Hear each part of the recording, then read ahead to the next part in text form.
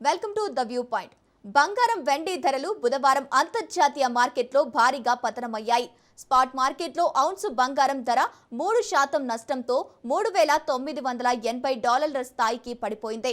వెండి ధర అయితే ఔన్సుకు 8% నష్టపోయి $57కు దిగొచ్చింది. దీంతో ఈ ధరలు ఏడాది కష్టాలకు చేరినట్టయింది. జనవరి 29న బంగారం ఆల్ టైమ్ గరిష్టం $5,626, వెండి $121.78ను నమోదు చేయడం తెలిసిందే.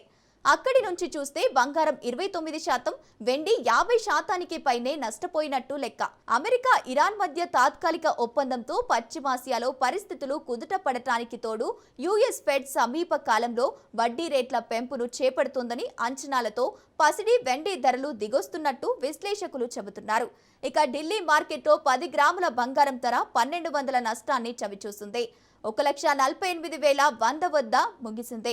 వెండి కిలోకి 4,000 తగ్గి 2,31,000 వరకు పరిమితమైంది. అంతక్రితం రోజు వెండి 10,000 వరకు నష్టపోయింది. యుఎస్ డాలర్ పవర్ఫుల్ ర్యాలీలో తోడుగా కఠిన ద్రవ విధానంపై ఏర్పడిన అంచనాలతో బంగారం, వెండి అమ్మకాల ఒత్తిడిని ఎదుర్కొంటున్నట్టు commodity senior analyst Saumil Gandhi పేర్కొన్నారు.